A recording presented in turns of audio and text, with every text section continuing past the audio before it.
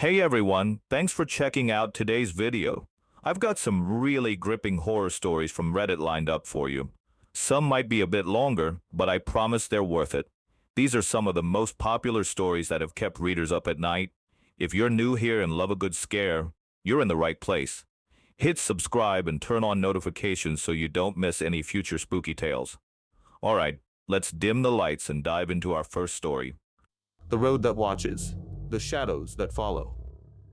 The road stretched out before me, endless and desolate, a thin ribbon of asphalt slicing through a barren landscape. I'd been driving for hours, the hum of the engine and the faint crackle of the radio my only companions.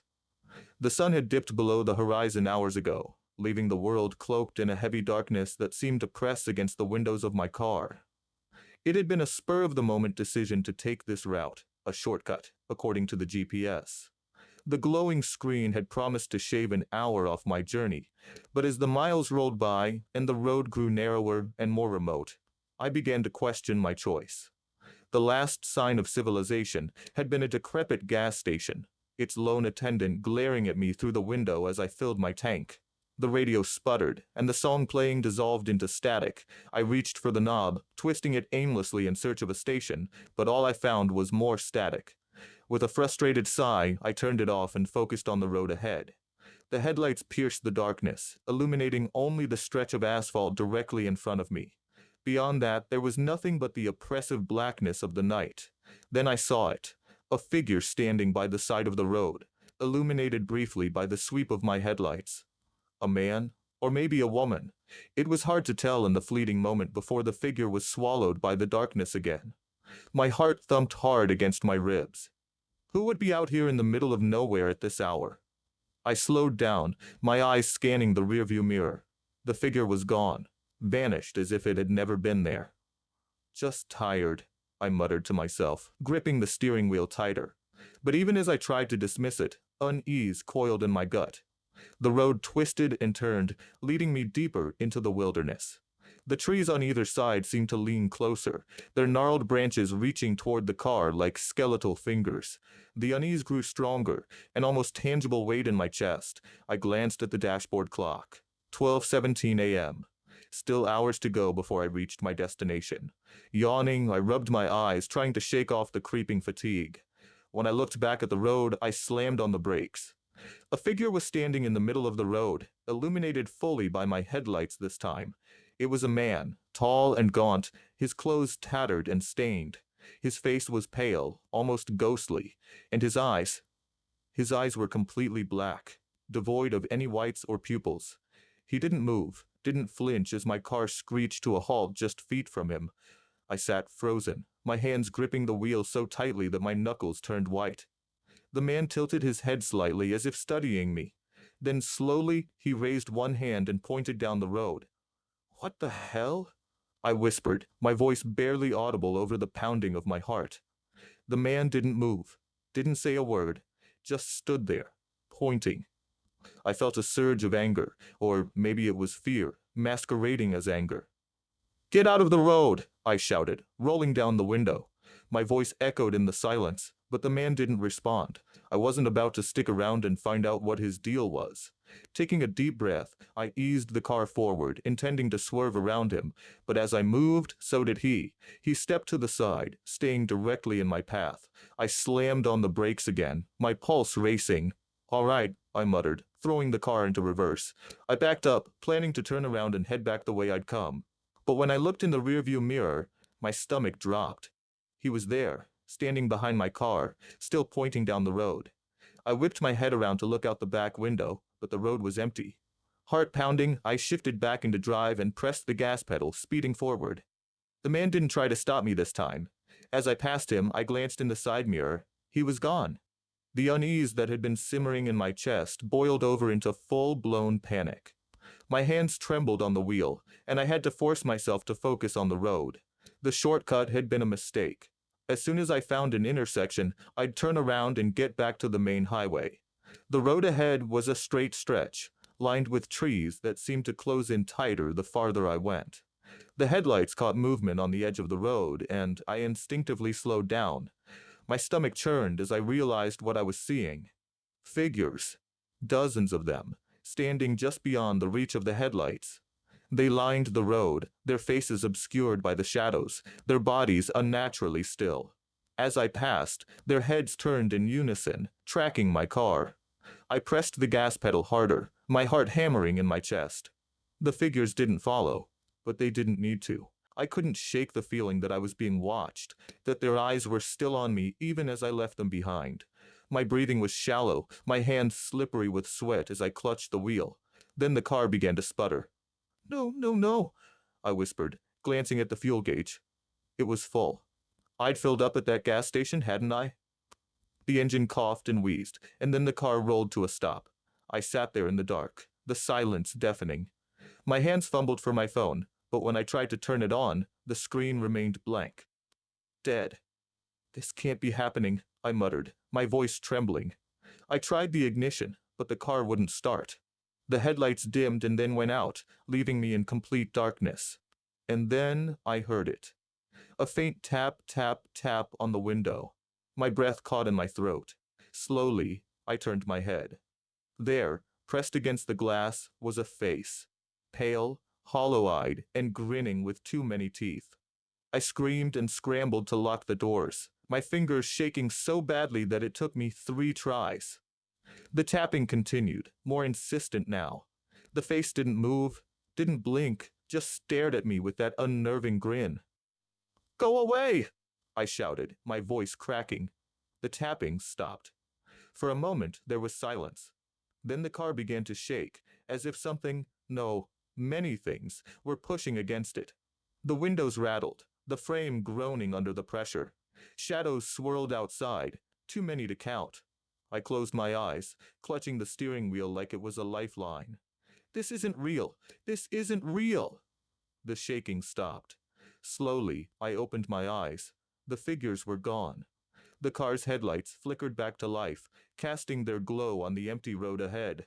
The engine roared to life without me turning the key. I didn't question it. I floored the gas pedal, speeding down the road as fast as I dared. The trees thinned and the road widened. In the distance, I saw the faint glow of streetlights. When I finally reached the highway, I didn't look back. My hands were still trembling, my heart racing, but I was alive. As I merged onto the highway, my phone buzzed to life. A text message appeared on the screen. Not all customers who enter the bakery are alive. The girl entered the pastry shop looking like death warmed up. She could only have been 18, 19, something like that, but she looked wrecked. Where she wasn't covered in bruises, her skin was pale and flaky, particularly on her lips and hands. She was wearing a unicorn print dress, purple leggings, and a backpack with cartoon characters. Her white socks were stained and torn. Both her fists were clenched tightly. "What can I get you, honey?" the woman behind the counter asked sympathetically, forcing a smile as she did so. It took a moment for the girl to acknowledge she was being spoken to. She looked up slowly. The people waiting in the short queue behind her exchanged awkward glances with the few seated people in the shop. An elderly woman at a corner table clicked her tongue and shook her head dramatically. 2 teenagers near the door snickered. "Stupid junkie," one of them whispered loudly. The woman behind them scolded both sharply. "The usual?" the counter lady asked the girl, ignoring the disturbance. The girl swayed slightly, then nodded her head. Her skull was pockmarked and lumpy, distorting the shape of her head. The lady wrapped her pastry in a paper bag. She made a point of pulling on some gloves and then reached over the counter to take the girl's money. The girl slid the bag off her shoulder with some effort and scratched around inside, finding nothing.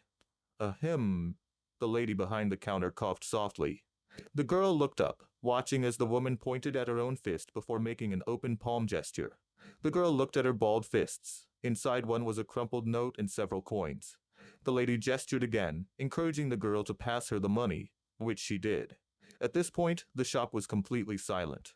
Everyone was watching this interminable transaction unfold. The lady behind the counter then took a short breath and tapped a couple of buttons on the till, which rattled open as the cash drawer shot out. "Thank you," the lady beamed. The girl stood there a little while longer, causing some murmurs of discontent in the queue. "Move it, you stupid!" "Maya!" a man's voice interrupted from outside the shop. It was the same woman who'd told off the kids in the queue. Maya, sweetie, come here now. He smiled at her warmly, wagging a small piece of raw kidney or heart at her. It was dripping. Her eyes lit up. Maya, he repeated. Several people in the shop shook their heads in disgust. Slowly, the girl staggered towards her father, who smiled gently as he took the pastry from her. She chewed greedily on the meat as he placed an arm round her shoulder and guided her away. Bloody revenants. The elderly woman at the corner table spat, draining the last of her tea as the shop's chatter resumed. Should have cremated the lot of them, not treated them. Pine trees hold secrets of those who watch above. Neighbor perched himself on top of a pine tree in my backyard and never came down. The sheriff of our small town did the same, only a day later. When Marcus perched himself atop that pine tree, I thought he'd just lost his damn mind. No amount of convincing from Tom or the police chief could coax him down. He ascended into the canopy and never returned. Never returned alive, at least. He'd always been an eccentric. It wasn't easy living next door to Marcus, but it certainly wasn't dull either. Between the small city of birdhouses he maintained around the perimeter of his two-story home, the free homebrewed kombucha that appeared on our doorstep the first of every month, and the early morning trombone recitals, he was a handful. I rather liked the ongoing spectacle, all things considered. Tom never really saw the humor in Marcus's mania. That said, crippling agoraphobia has prevented me from leaving the house for almost a year now, so my threshold for what qualifies as entertainment is quite a low bar to clear. My husband was on his way to confront Marcus about his newest hobby, metal detecting, when he first scaled that 20-foot-tall pine in our backyard. It wasn't the act of metal detecting that bothered Tom. It was the many untended holes that vexed him. The 60-something-year-old found himself too lost in paroxysms of archaeological fervor to bother filling the quarries back up with soil after he made them. After days of steady excavation, it looked like Marcus had been sweeping his property for landmines. That morning, Tom saw the man creeping towards the edge of the forest 30 yards from our kitchen window, and he sprang into action. If I'm recalling correctly, he shouted something like, "I'm going to nip this in the bud," as he jogged out the front door, which now carries a cruel cosmic irony when examined in retrospect. The scene unfolded before me through the dusty lens of our den's cheap telescope, which has a lovely panoramic view of the backyard and the thicket beyond from where we keep it. As much as it pains me to admit it, fear of the space outside my house has turned me into a bit of a snoop. Tom sauntered up to our neighbor, but Marcus didn't turn around to greet him. Nor did he stop lurching forward. He didn't even react to Tom, as far as I could tell. It was like he was moving in slow-motion autopilot. Although irritated, it wasn't like my husband's molten rage drove Marcus to the top of that pine out of a concern for his safety. No matter what Tom did or said, Marcus remained locked in an impenetrable trance. A man on a mission. He gave up on catching Marcus's attention by the time he had made it 3/4 of the way up. As Tom started to walk back, I kept watching. Marcus, the sleepwalker, never changed his pace. Each identical movement was eerily slow and deliberate. After reaching the apex, he positioned himself to face our home, extended both arms, palms up in front of his chest, and became impossibly still. An unblinking gargoyle baking in the early morning summer sun. At least, I thought he was stationary. When I checked on him an hour later through the telescope, however, he had spun his torso about 30 degrees west. Arms still extended, eyes still open, but his body had turned. Concerned and captivated in equal measure, I began observing him continuously. While I watched, nothing seemed to change, and I was becoming progressively unnerved by his uncanny stillness. But when I paused my vigil after about 20 minutes, something occurred to me. He was moving. I could tell when I brought my eye away from the telescope. Looking through the den window, his torso had clearly pivoted another 15 degrees clockwise. The motion was just so slow that I found it hard to perceive in real time. I put my eye back to the lens of the telescope. Marcus's skin was developing a red sheen. His unblinking eyes were dry and tinged with brown specks, like overcooked egg whites. That's when I called the police chief. The grizzled veteran and his fresh-faced deputy arrived quickly, seeing as they were only a 3-minute drive down the road. They stood at the base of that pine for an hour, but couldn't find the language to persuade Marcus down either. Flustered and out of patience, the chief told us he would involve the fire department tomorrow if Marcus remained in the tree. When night fell, I couldn't visualize Marcus through the telescope anymore, but I could hear him. From our bedroom window, faintly sobbing somewhere in the blackness. I found myself posted up in the den before the sun even rose, my mind burning with curiosity. Black coffee trickled down my throat, warming my marrow. For a moment, I felt ashamed of the excitement rumbling around in my chest. The more I reflected on the sensation, however, the more I understood it.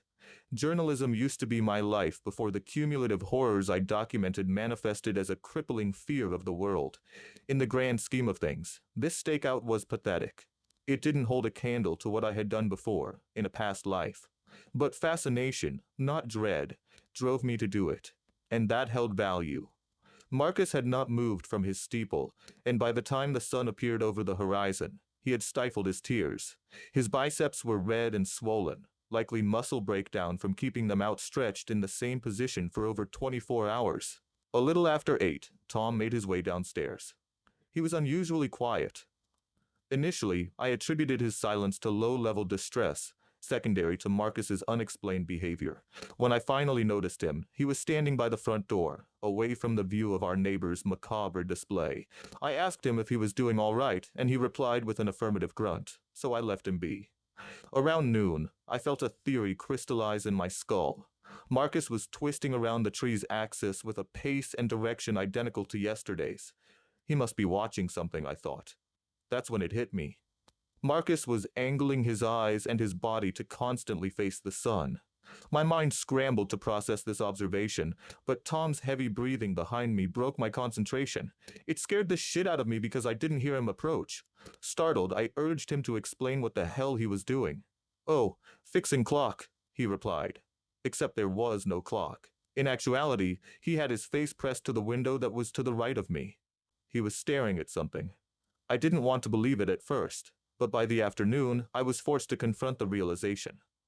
From where I sat in the den, I could see Marcus's back through the telescope, and when I moved my eye away, I could see Tom's back, silently gazing forward.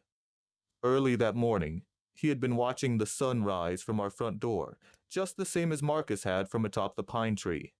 My husband was following the trajectory as well. Before I could dial 911, the police chief and his deputy appeared in my peripheral vision. My burst of relief was short-lived when I observed how they were walking. Their footfalls were languid and protracted, the same as Marcus's had been yesterday. As their hands contacted two different pine trees in unison, I refocused the telescope on Marcus. To my horror, they were not climbing the tree where my neighbor sat to rescue him. The possessed men were scaling their own trees, each equidistant from Marcus's. In a state of detached shock, I moved a shaky hand to my notebook to jot down one last detail I had noticed about Marcus. Tiny mushrooms had sprouted from his eye sockets, palms, and his open mouth. A sparrow rested on his forehead, nibbling at the growing fungus.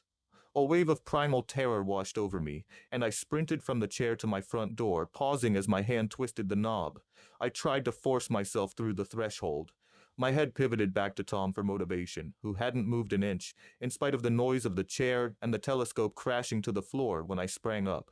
Unable to overcome my agoraphobia, I instead sat down on the doormat and placed my head in my hands. Whatever Marcus succumbed to, it had spread to the police chief, the deputy, and my husband. I contemplated calling 911, but what if it just spread to emergency medical services as well? I'm not sure how long I lingered there, catatonic. The blood-chilling wails of my husband returned my consciousness to my body.